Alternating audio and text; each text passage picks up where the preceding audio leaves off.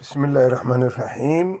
اللهم صل على سيدنا محمد وعلى آله وصحبه وسلم أجمعين. أما بعد، walaalayaal, anigoo ugaas maxamed ugaas jaamaca baruur ah oo ka soo hadlayo north america, waxaan baaq nabadeed u dirayaa dadka walaalaha ah oo deriska ah oo dhalinyada ah oo reer bini isxaaq bini axmed iyo kablalax daarood oo afarta gees isla wada degan oo deriska wada ah. walaalayaal, nabadda wax ka fiican ma leh. nabad aa lagu caano maalaa. dad reer miyo isdhex deganaad tihiin oo ceelasha iyo birkadaha iyo daaqa wada wadaago. maanta dadkaas reer miyiga ah oo hilibkaas iyo caanahaas ku nool in dagaal la dhex dhiga ma aha.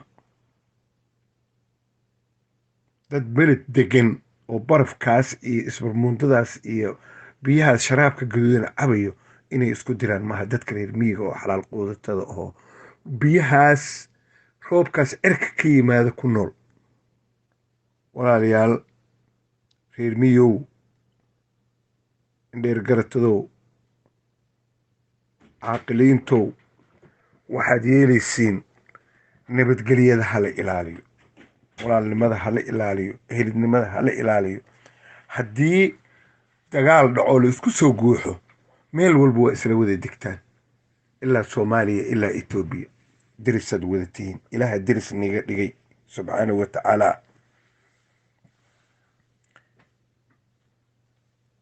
dadka xukun jeceelka ah iyo maamul jeceelka ah iyo isku kiindirin.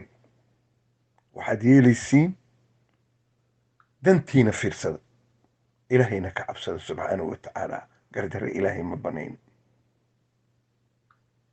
caaqiliintan iyo suldaamadan iyo ugaasyadan dagaalka hurinayo iyo mujaahidiintan iyo dadkan weligood iyo allahood dagaal ku soo jiray, aakhirina wax kheyra hortooda jirin iyo dadku isku dhammaynin isku goynin.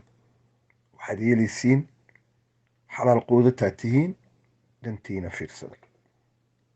walaalaa tihiin, dhaliyaa tihiin.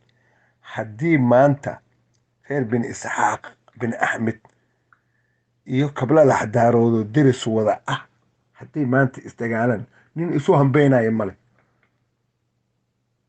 geeridan way badnaanaysaa, dhaawacana wuu badnaanayaa.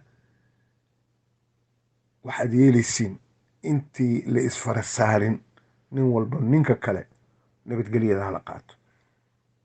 nin walba ninka kale xadkiisiyuu ku duulin. wixii hore loo kala qaatay oo hore loo kala haystay oo isticmaalkii iyo gumaysigii iyo dhib walba ahaa, taas hadhow dib damba laga xaajiyo. laakiin waktigan maanta ah, roobka iyo hogasha da-ayso oo xoolaha iyo wax walba barwaaqada lagu wada jiro, maanta haddii la isku dagaalo og guumays balliga dharkin, haddii la isku wada dagaalo ilaa aynabo, waa dhulkii dadka daaqi lahaayeen, waa xoolahana daaqi lahaayeen oo dadka walaalaha meel walba daaq ka raadsan lahaayeen. maanta dadkii daaqsan lahaa haddii dagaal la dhex dhigo oo dagaalkii loo soo raro reer miyi iyo reer baadiye, maxaa yaala meesha marka? inay dadkaa isku go-aan la dhaho ilaa soomaaliya ilaa etoobiya wixii reer miyi ahoo dhan. waxaas camal caqligaas waa caqli xun iyo wixii ka teliya. wixii maamul sheegaynoo isba bursanaya ha isba bursadaan, laakiin reer miyiga dagaal yaa la dhex dhigin. dadka marna abaarta ku dhacayso marna aaranka ah oo iyakabatooda haysato, xoolihii dhan ka dhammaadeen. kii 1,000 geel lahaa, kii 100 geel lahaa, maanta 20 ma haysto. dad waa go-ay, dad ma noolo. ilaa meel walboo dhan xoolo waa dhammaadeen wadanka walaa koonfur.